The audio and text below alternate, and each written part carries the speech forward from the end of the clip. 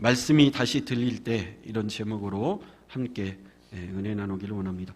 사무엘상 3장은 하나님이 사무엘을 부르시는 장면입니다. 하나님께서 사무엘을 부르셔서 사무엘을 통해 이스라엘을 회복시키고 이스라엘에 다시 한번 영적 부흥을 주시기 위해서 그 일에 아름답게 하나님께서 일꾼으로 사용하시기 위하여 사무엘을 부르시는 장면인데, 근데 오늘 1절에 이렇게 시작하고 있죠. 이에 사무엘이 엘리 앞에서 여호와를 섬길 때에 여호와의 말씀이 희귀하여 이상이 흔히 보이지 않았다 그럽니다. 사무엘이 부름받는 시대의 특징은 두 가지죠. 말씀이 뭐였다 그러죠? 희귀하고 이상이 흔히 보이지 않던 시대였다, 그렇게 진단하고 있습니다. 왜 사사시대, 아직은 이제 사사시대죠. 사사시대에 왜 사람들이 자기 소견에 오른 대로 자기 마음대로 자기 생각대로 살았는가? 어떤 사람은 훌륭한 영적 지도자가 없어서 그래, 그렇게 생각할 수도 있고, 성전, 교회가 없어서 그런가? 아니면 하나님 앞에 제사를 드리지 않아서 그런가? 여러 가지 진단할 수 있겠지만, 그러나 하나님이 진단하시는 진단의 내용은 뭐죠? 그 시대에 말씀이 뭐였다 그러죠? 희귀하고 이상이 흔히 보이지 않아 백성들이 어두운 가운데 고통 속에 살았다라는 거죠. 왜 이렇게 우리가 힘들고 어렵고 가난할까? 이스라엘 사람들은 우리가 농사 짓는 기술이 없어서 그런가? 가나안 땅에 농사 짓는 기술이 있어야 소출이 많을 텐데 농사 짓는 기술이 없어서 그런가? 아니하면 가나안 원주민이 섬겼던 바알과 농사의 신이죠, 아세라 신을 섬기지 않아서 그런가? 근데 하나님의 정확한 진단은 뭐죠? 말씀이 희귀하고 이상이 보이지 않아서 그렇다라는 거죠. 희귀하다라는 것은 보석을 설명할 때 사용하는 거죠. 여러분, 보석이 희귀하고 진귀한 보석이 되려면 이 보석이 희소성을 있어야 되죠. 그러니까 정말 이 보석이 세계에 하나밖에 없다 그러면 이 보석의 가치가 어떻게 되겠어요? 굉장히 올라가겠죠. 수십억, 수백억 할 겁니다. 근데 보석이 길거리에 널려 있다 그러면 그 보석은 가치가 없죠. 희소성이 없으니까. 그래서 희귀하다 그럴 때는 보석을 설명할 때 쓰는 말인데, 하나님의 말씀이 희귀해졌다, 이건 영적 기갈이죠. 좋은 의미로 쓰이는 말이 아닙니다. 물고기는 물이 없으면 죽고 사람은 공기가 없으면 죽습니다. 하나님의 사람들은 뭐가 없으면 죽죠? 말씀이 없으면 죽는데, 말씀이 희귀해졌으니 그의 영이 죽어가는 안타까운 시대였다라는 거죠. 여러분들의 가정의 아버지가 아무 말도 안 하고 집에 들어오면 말도 안 하고 인상만 쓰고 1년, 2년 지낸다고 해보십시오. 그 가정은 지옥 자체일 겁니다. 여호와의 말씀이 희귀했다라는 것은 그들의 영적 상태가 어두워져 가고 그들이 영적으로 메말라가고 영적으로 죽어가는 안타까운 시대였다라는 거죠. 이상이 흔히 보이지 않았다라는 것은, 이상은 하나님의 말씀 때문에 섬기는 꿈, 하나님이 주시는 비전, 하나님이 주시는 소망인데, 말씀이 희귀해지니까 이스라엘 백성들에게 하나님이 주시는 꿈과 비전과 소망과 희망도 같이 뭐했다라는 거죠? 사라져 갔다라는 거죠.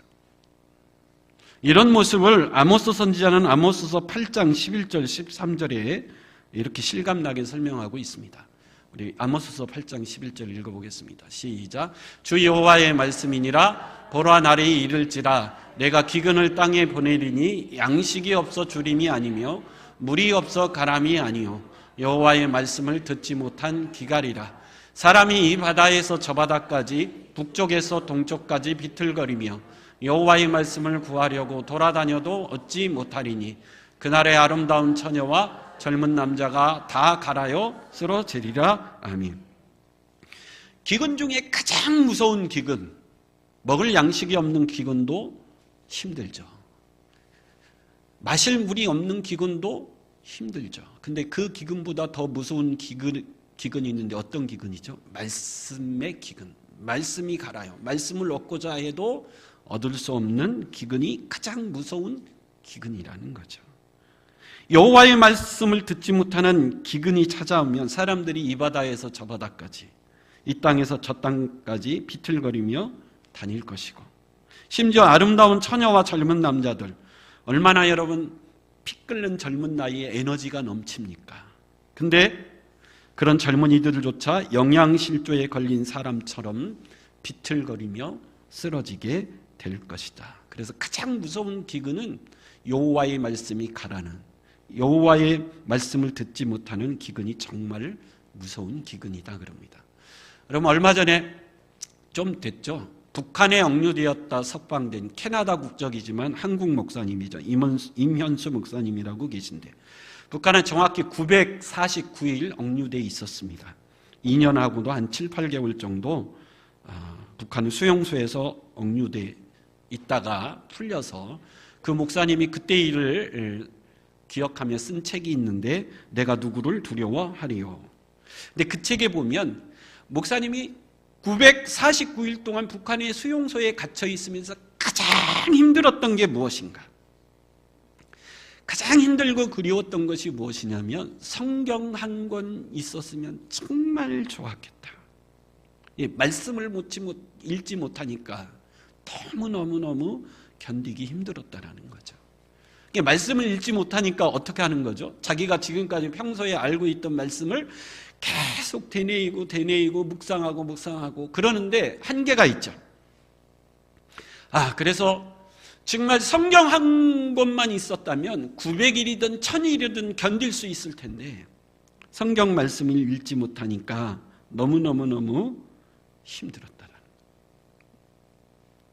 여러분, 우리 믿음의 사람들의 일용할 양식은 하나님의 말씀인 줄 믿습니다. 하나님께서 신명기 8장에 보면 이스라엘 백성들을 애굽에서 출애굽시킨 이유를 이렇게 밝히고 있어요. 신명기 8장 3절 한번 볼까요? 시작. 너를 낮추시며 너를 줄이게 하시며 또 너도 알지 못하며 내 조상들도 알지 못하던 만나를 내게 먹이신 것은 사람이 떡으로만 사는 것이 아니요 여호와의 입에서 나오는 모든 말씀으로 사는 줄을 내가 알게 하려 하심이니라. 여러분, 이스라엘 백성들이 애굽에서 종노릇하고 있었는데 육체적으로는 힘들었지만, 그러나 애굽은 그 풍부한 나일강 때문에 먹는 것이 넘치는 나라였죠. 그래서 육신적으로는 고달퍼도 먹을 걱정하지 않는, 그런 대로 저런 대로 먹고 살 만한 애굽 땅이었어요. 근데 애굽 땅에서 그들을 왜 하나님이 출애굽시키시고 광야를 걷게 하셨을까요? 사람이, 하나님의 백성은 떡으로 사는 것이 아니고 뭘로 사는 것을 가리키기 위해서요, 하나님의 말씀으로 사는 것을 그들로 하여금 가르치기 위해서 그랬다라는 거죠. 그래서 저와 여러분들은 하나님의 말씀을 먹고 사는 존재인 줄 믿습니다.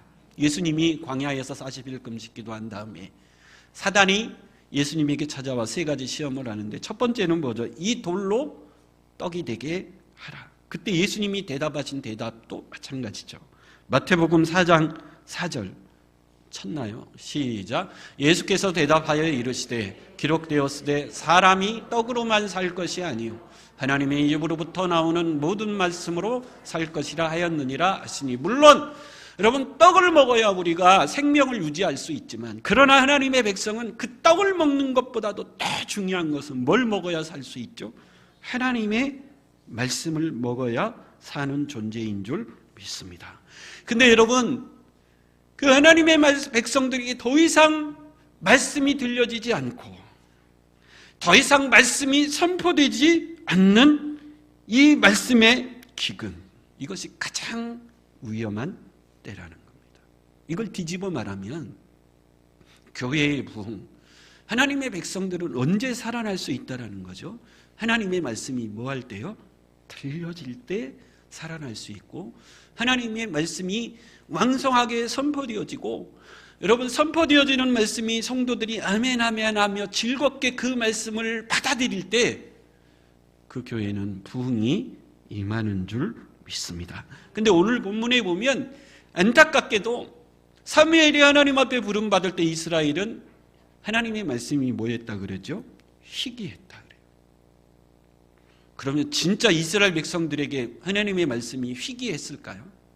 하나님은 처음 창세기에 보면 1대1로 대면하여 말씀하셨습니다. 노아에게 1대1로 대면하시며 방주를 지어라 말씀하셨고, 아브라함에게도 직접 대면하셨죠. 내 고향 친척 아비집을 떠나 내가 지시할 땅으로 가고 내 아들 이삭을 내게 바쳐라. 하나님이 직접 1대1로 대면하며 말씀하셨죠. 모세하고는 말할 것도 없습니다. 성경에 보면 하나님이 모세하고는 얼굴과 얼굴을 대면하여 직접 말씀하셨다 그래요. 그런데 모세 이후에는 달라지셨습니다. 왜 그렇죠? 모세에게 하나님은 모세오경, 출애굽, 창세기, 출애굽기, 레위기, 민수기, 신명기 말씀, 모세오경 율법의 말씀을 이스라엘 백성들에게 뭐 했죠? 주셨어요. 그래서 그 모세오경 말씀에 하나님의 뜻이 무엇이고 하나님이 뭘 좋아하는지, 하나님의 생각이 무엇인지를 그 말씀에게 다 뭐 했다라는 거죠? 담으셨어요. 그래서 성막을 만들라 그래서 이스라엘 백성들로 하여금 제사하게 하셨습니다. 그래서 하나님이 어떤 제사를 기뻐하시고 어떤 예배를 기뻐하지 않는지도 그들에게 가르쳐 주셨어요.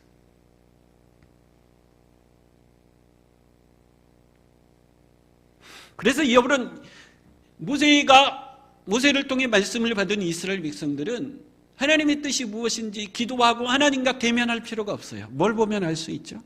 모세오경을 보면 하나님의 마음을 알 수 있었기 때문이죠. 그런데 말씀이 희귀해졌다라는 것은 어떤 의미일까요? 더 이상 이스라엘 백성들이 말씀을 존중히 여기지 않고 모세를 통해서 주신 여호와의 말씀에 온전히 뭐하지 않는다라는 거죠. 순종하지 않는 시대였다라는 거죠. 그러면 하나님이 이스라엘 백성들이 모세를 통해 말씀을 줬는데 그 말씀대로 순종하지 않으면 하나님이 답답하잖아요. 그러면 하나님이 예전처럼 뭐 하지죠? 직접 나타나서 말씀하시죠. 여러분, 대표적인 예가 사무엘상 2장 27절인데 하나님이 엘리 제사장에게 직접 할 수 없이 참고 기다리다 너무 답답해서 엘리에게 직접 나타나셔서 말씀하십니다. 우리 2장 27절 한번 읽어보겠습니다. 시작. 하나님의 사람이 엘리에게 와서 그에게 이르되 여호와의 말씀에 너희 조상의 집이 애굽에서 바라오의 집에 속하였을 때 내가 그들에게 나타나지 아니하였느냐. 예, 하나님이 내가 답답해서 다시 뭐 했다라는 거죠? 찾아오고 나타났다라. 예전처럼. 왜 엘리에게 하나님이 답답해서 나타났을까요? 네 두 아들 때문에. 네 아들 홈리와 비느하스 때문에 하나님이 참다 기다리다 너무 답답해서 내가 직접 너에게 나타났다라는 거죠. 뭐라고 말씀하시죠? 27절 이하에 보면 야 홈리와 비느하 네 두 아들이 내 제사를 멸시해. 이스라엘 백성들이 가져온 제물을 하나님 앞에 드리기도 전에 가장 좋은 것을 지들이 가지고 가. 또 성전에서 봉사하는 여인들을 희롱하고 그래서 내 성전이 더럽혀지고 있어. 그냥 하나님이 너무 답답해서 엘리야 너 제사장 아니냐 네 두 아들 좀 어떻게 좀 해라. 때리든지 회개시키든지 잘 가르쳐야 되지 않겠냐. 하나님이 너무 답답해서 직접 나타나 말씀하셨죠. 근데 엘리 제사장이 그 여호와의 말씀 귓등으로도 듣지 않습니다. 내 두 아들이 얼마나 귀한데 내 아들을 혼내면 내 아들이 기가 죽는데 나는 절대 그렇게 안 할 거야. 내 이 두 아들은 내 뒤를 이어 제사장이 될 아들이야. 귓등으로도 안 들어요. 하나님이 심지어 2장 34절에 뭐라고까지 말씀하시죠? 2장 34절 한번 읽어보겠습니다. 시작. 내 두 아들 홈리와 비느하스가 한날에 죽으리니 그 둘이 당할 그 일이 내게 표정이. 하나님이 너무 답답한 거죠. 하나님 심지어 뭐라고까지 말씀하셔요? 네 두 아들, 네가 그렇게 애지중지하는 아들 내가 한날에 다 뭐 할 거야? 죽일 거야. 너무 섬뜩한 말씀 아닙니까? 너무 무서운 말씀이죠. 근데도 엘리 제사장은 하나님의 말씀을 귓등으로도 안 들어요. 여호와의 말씀을 들을 수 있는 길을 뭐 했기 때문이죠? 상실했기 때문에. 여호와의 말씀을 듣는다라는 것은 듣고 이해하는 게 아니고 여호와의 말씀을 듣는다라는 건 뭐죠? 말씀을 들었으면 그 말씀에 온전히 뭐 하는 거죠? 순종하는 거예요.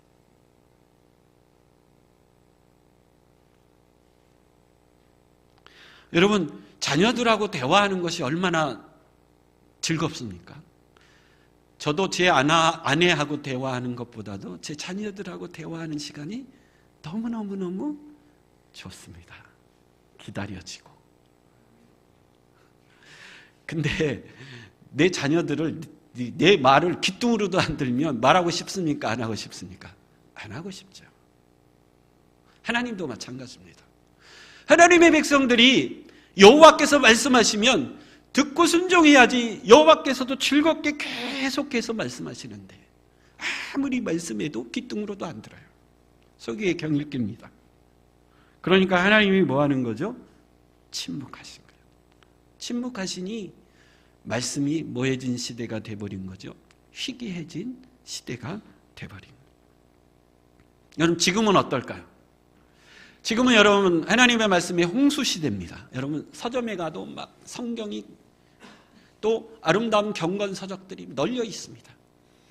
인터넷에 클릭 한 번만 하면 우리나라의 정말 유명한 목사님들이 24시간 계속 들을 수 있어요. 또 요즘 목사님들 설교가 얼마나 좋아졌습니까?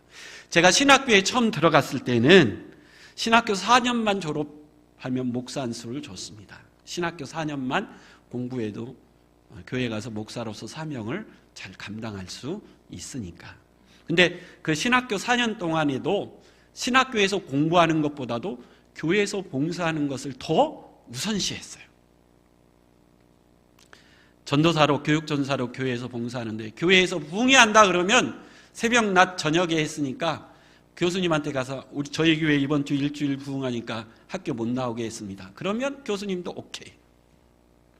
교회 봉사가 더 우선이니까요. 그래서 신학교에서 공부하는 것보다 교회에서 봉사하고 담임 목사님에게 목회를 배우는 것을 더 중요시했습니다. 새벽 예배, 수요 예배, 금요 예배 참석하는 건 말할 것도 없고 교육전사죠. 근데 제가 군대를 갔다 와서 1990년, 91년도에 학교를 다시 신학교를 들어왔더니요. 분위기가 확 바뀌었어요. 신학교 4년 갖고는 안 된다 그래서 대학원 3년 과정을 만들어서 7년을 공부해야 목사 안수를 주었습니다. 근데 신학생들도 이제는 교회에서 봉사하고 담임 목사님에게 목회를 배우는 것보다도 뭐가 더 중요해졌죠? 신학교에서 공부하는 것을 더 중요하게 여기는 모습으로 분위기가 확 바뀌었어요. 수요 예배 오지 말고 학교에서 공부하고 금요 예배 오지 말고 새벽 예배 나오지 말고 학교에서 공부해라. 왜 그럴까요? 뭐 몇 가지 이유가 있었는데 그 중에 하나가 여러분 1970년도 80년대는 대학 선교 단체의 황금기였습니다. 많은 대학생들이 IBF, UBF, CCC 많은 대학생들이 선교단체에 구름같이 몰려들었어요. 그래서 여름 수련회를 하면 전국의 대학생들이 막 10,000명, 20,000명들이 모여서 수련회하고 그랬어요. 엄청난 황금기였죠. 근데 이 학생들이 그 선교단체에서 정말 체계적으로 성경을 공부하고 잘 배웠습니다. 훈련됐고. 근데 그 사람들이 학교를 졸업하고 결혼해서 1990년도에 되니까 이제 교회의 중직들이 되기 시작하는 거예요. 그래서 그 사람들을 영적으로 가르치기에 대학 4년 갖고는 안 되겠다. 3년을 더해서 7년을 공부하게 했습니다. 그리고 옛날에 설교 준비할 때는 영어 성경을 보고 설교 준비하는 사람은 대단하다고 박수쳤는데 요즘은 아니죠. 히브리어, 헬라어, 원어 성경 보고 설교 준비하는 목사님들이 대단해진 시대. 설교를 잘하는 유명한 목사님들의 특징은 독서량이 어마어마합니다. 제가 아는 목사님들이 여름이 되면 책 100권을 쌓아놓고 더운 여름을 독서하며 보내기도 하죠. 그래서 여러분 지금은 목사님들 설교가 정말 많이 좋아졌고 말씀의 홍수 시대를 우리가 살아가고 있습니다. 근데 문제는 뭐냐면 정말 그 하나님의 말씀에 우리가 온전히 순종하며 살고 있는가? 하나님의 말씀을 존중히 여기며 살고 있는가? 여러분 돌아볼 수 있기를 축원합니다. 말씀이 들린다라는 것은 내가 듣고 이해했다 이게 아니고 그 말씀대로 온전히 뭐 하는 거죠? 순종하는 거죠. 오늘 본문에 보면 엘리 제사장은 그 눈이 점점점 뭐 했다 그러지? 2절에 보면 어두워져 갔다 그래. 이건 은유적 표현이죠. 영적으로 어두워지고 하나님의 말씀을 들을 수 있는 영적인 길을 상실해 가고 있었다라는 거죠. 근데 하나님의 등불은 아직 뭐하지 않았다라는 거예요? 꺼지지 않았다. 누구를 보니까요? 사무엘을 보니까. 여러분 사무엘은 하나님의 말씀을 들을 줄 아는 영적 귀가 열려 있었습니다. 하나님의 말씀을 들을 줄 아는 영적 귀가 열려 있다라는 것은 말씀을 듣고 뭐 할 수 있다라는 거죠? 순종. 그래서 9절에 보면 사무엘이 뭐라고 말씀하죠? 여호와여 말씀하여 주옵소서. 주의 종이 뭐 하겠나이다? 듣겠나이다. 여러분 듣겠나이다라는 것 순종하겠다라는 거죠. 여러분 듣는 것이 얼마나 중요하냐면 하나님이 우리의 오감 중에 우리가 죽기 직전까지 마지막 남겨놓는 감각이 뭡니까? 청각이죠. 어느 목사님이 새벽 기도 가다가 교통사고를 크게 당해서 응급실로 갔는데 2주간 의식이 없었어요. 친구 목사님이 가서 보니까 가망이 없을 것 같아요. 그래서 의식이 없으니까 손을 꼭 잡고 귀에다 대고 임종 기도를 하는 거죠. 하나님 감사합니다. 목사로 부르셔서 사명 감당하게 하시고 이제 천국으로 부르시니 감사드립니다. 이 영혼 천국 가게 해주십시오. 그리고 임종 기도를 드렸는데 근데 얼마 가지 않아서 다행히 목사님 의식을 회복해서 살아났어요. 근데 그 의식을 회복하고 살아난 목사님이 하는 말이 다 틀렸다라는 거죠. 친구 목사님이 와서 자기 기회 됐다고 기도하는 그 소리가 다 틀려. 의식은 없지만. 여러분 왜 하나님이 오감 중에 우리의 청각을 마지막까지 살려놓는 거죠? 우리에게 마지막 최후의 기회를 뭐 하기 위해서요? 주시기 위해서요. 보기 싫으면 눈을 감으면 되지만 귀는 항상 뭐 열려 있는 거죠? 열려 있는 거죠. 그래서 죽기 직전의 사람이라도 그 귀에다 대고 계속 뭘 전할 수 있어야 되죠? 복음을 전할 수 있어야 돼요. 예수님이 십자가에 돌아가실 때 한평 강도가 주여 내 영혼을 불쌍히 여겨달라고 나를 구원해달라고 그럴 때 주님이 그 영혼을 구원해 주었는데 지금 의식이 없지만 마음으로라도 예수 믿으십시오. 마음으로라도 예수를 고백하면 천국에 갈 수 있습니다. 청각을 하나님이 마지막까지 뭐 하는 거죠?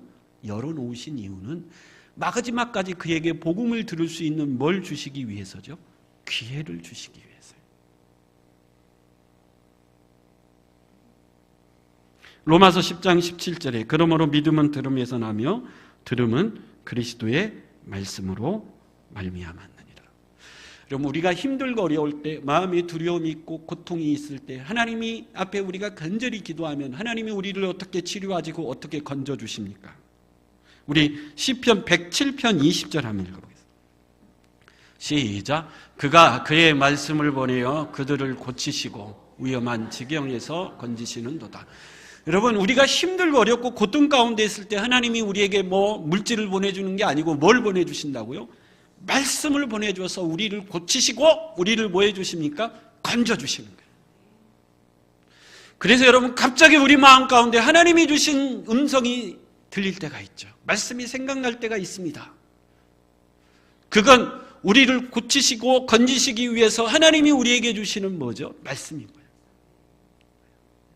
나도 모르게 힘이 생기고 나도 모르게 위로가 되고 하나님이 내 마음 가운데 뭘 보내주셨기 때문이죠? 말씀을 보내주셨기 때문에 그래요. 말씀. 그래서 여러분 말씀이 들려져야 돼요. 말씀이 들려지지 않으면 미신으로 빠집니다. 여러분 엘리의 두 아들 홈니와 비느하스가 나중에 우리가 살펴봤지만 블레셋과 전쟁하러 나가는데 뭘 갖고 나가죠? 하나님의 법궤를 앞세워 나갑니다. 이건 미신이죠. 여러분, 하나님의 법궤는 말씀을 상징하죠. 하나님이 왜 우리에게 말씀을 주셨죠? 듣고 읽고 뭐 하라고요? 순종하라고 줬는데 그 말씀의 법궤를 앞세우고 나가면 전쟁에서 이기리라. 이건 미신입니다. 보기 좋게 전쟁에 지죠. 법궤도 뺏기고 군사 3만이 죽고 혼미와 비누아스도 그날에 한 날에 다 죽었습니다. 여러분, 말씀이 들리지 않으면 자꾸 우리는 미신을 따라가요. 세상을 따라간다라는 거죠. 목사님들도 자꾸 모이면 나이부터 따지는 목사님이 있어요. 왜 나이를 물어봐요? 그러면 내가 형인 것 같으니까 앞으로 형이라고 부르라고. 우리 목사님들은 믿음으로 살고 말씀으로 사는 목사님들이 뭘 그렇게 세상처럼 나이 따져서 형 동생 하려고 그러냐. 목사님이라고 부르고 서로 존중하면 그것이 하나님이 기뻐하는 것이다. 자꾸 왜 세상 따라가려고 그러냐. 그럼 말씀이 없으면 자꾸 뭘 따라가려고 그러죠? 세상을 따라가려고. 목사님도 또 뭐 의리가 있어야 돼. 아니, 목사가 무슨 의리가 중요해요. 말씀이 중요하고 믿음으로 중요하지. 여러분, 우리는 말씀대로 살고 믿음으로 사는 존재인 줄 믿습니다. 착하게 사는 존재가 아니에요. 우리는 어떻게 살아야 되죠? 말씀대로 살고 믿음대로 사는 존재들이에요. 그래서 여러분, 복 중에 가장 좋은 복은 말씀이 뭐 하는 거죠? 들려지는 거예요. 평소에도 잘 들려져야 되지만 내게 위기에 빠져 있고 힘들고 어렵고 고통 속에 두려움 속에 있을 때 하나님이 내 마음 가운데, 내 심령 가운데 하나님이 주시는 음성이 스쳐 지나갈 때가 있어요. 번개처럼 하나님의 말씀이 임할 때가 있습니다. 그 말씀이 우리를 살리고 그 말씀이 나를 그 위기에서 건져주시는 줄 믿습니다. 그래서 복 중에 가장 좋은 복은 하나님의 말씀이 들려지는 복이고, 다윗의 고백처럼 주의 말씀을 들을 때 꿀송이보다도 그 말씀이 더 달게 느껴진다면 우리는 그 복 안에 살고 있는 사람인 줄 믿습니다. 그래서 여러분, 말씀이 들려지게 하시고, 말씀을 들 때 사무엘처럼 주여 말씀하여 주시옵소서, 주의 종이 듣겠나이다. 여러분, 사도행전의 부흥은 사람이 많아졌다 그렇게 말하지 않고 사도행전의 부흥을 뭘로 표현하죠? 말씀이 흥왕해졌다. 그럼 그게 부흥이라는 거예요. 우리 교회는 하나님의 말씀이 흥왕해지는 놀라운 부흥이 있길 축원합니다. 저와 여러분들의 귀에, 영적인 귀가 열려서 하나님의 말씀을 듣고 일어서고 건진받는 은혜가 있게 하여 주시옵소서. 그런 사무엘과 같은 저와 여러분 될 수 있길 간절히 축원합니다. 우리 다 같이 자리에 일어서셔서 우리 찬송가 199장 우리 찬양하고